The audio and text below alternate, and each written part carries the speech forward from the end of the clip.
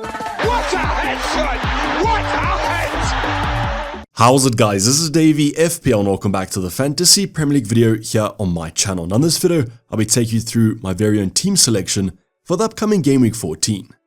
Now in this team selection, we actually won't be taking a look at how Game Week 13 progressed, and I'll explain that shortly. We're only going to focus on Game Week 14 in this specific video, as it's quite a quick turnaround from Game Week 13 to Game Week 14.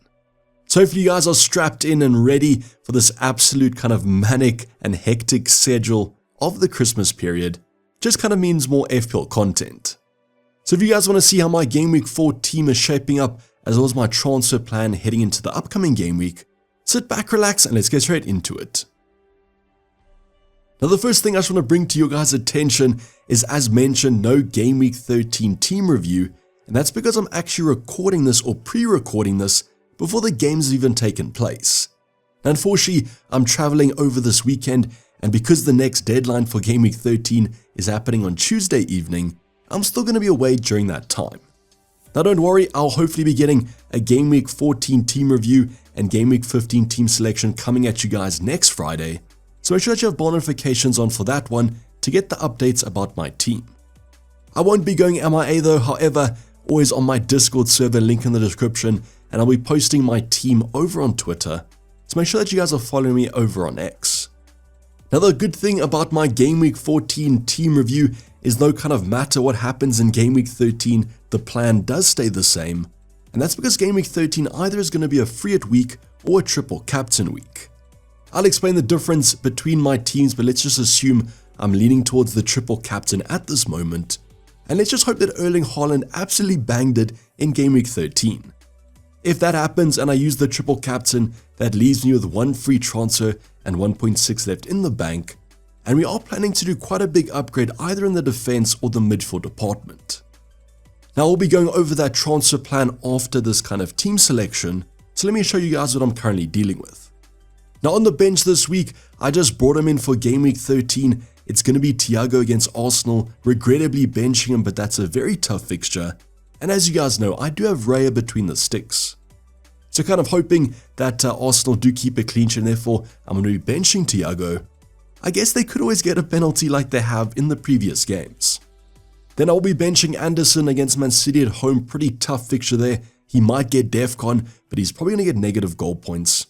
And then finally also pretty comfortable benching Rodon against Chelsea at home.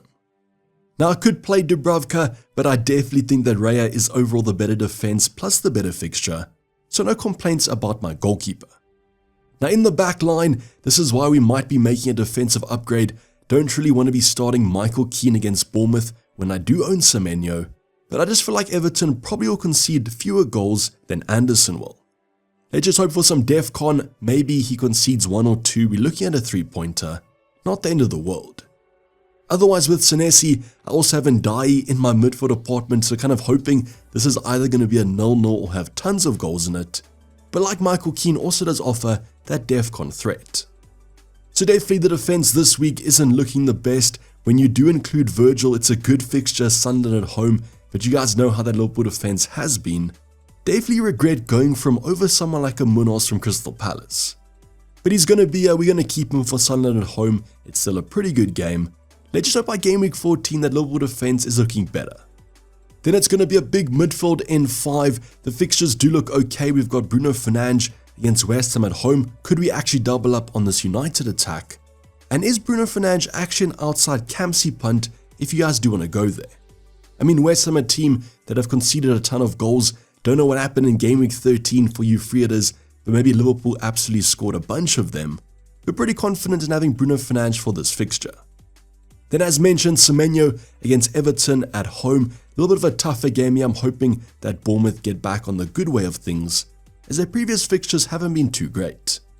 Now it was rumoured that Semenyo would be playing Game Week 13. The Bournemouth manager said as long as he gets through training on Friday, he should be okay. So fingers crossed he actually featured. Then with Enzo, big news before Game Week 13 was the fact that Cole Palmer was back for selection, which does overall kind of dampen Enzo's FPL appeal. So with Cole Palmer, the main penalty taker, back in that Chelsea squad, it does kind of downgrade Enzo quite a bit. But can I actually sell him with this Leeds fixture? There could be some rotation. I mean, it's a very quick turnaround. Game week 14 might be a complete minefield. But at the moment, I'm just going to be hoping that he potentially starts. Then with Dayvy against Bournemouth, overall just a quality player. Does that translate to FPL points? Not all the time, but I'm hoping it does against Bournemouth. Either hoping for a Senesi clean sheet or an Dayvy goal. With Ismail Assar, didn't have the best performance previously in game weeks. Let's just hope against Burnley away it's going to be a better showing. And I'm expecting that from Crystal Palace as a whole, as I also have Mateta up front. So let's just hope that Crystal Palace score a bunch of goals against Burnley, but there could be some heavy rotation here once again, as Mateta's fitness hasn't been the best. Over the previous games, has been kind of subbed on the 60-minute mark, not what you want to see. So could this be the week we actually see him bench for an Nketiah, or will these 60 minutes continue? Then in terms of Campsy, I'm going to still keep it on Erling Haaland against Fulham. Let's just hope, as mentioned, if I do triple captain him in game week 13, he absolutely scores a bunch of goals, and let's hope the same for game week 14. What I will probably say is that if every player does start here, namely Ismail Assar, Mateta, Enzo, and gets the majority of minutes, the fixtures this week do look pretty good, but I'm looking to make a big upgrade to potentially make the starting 11 even better.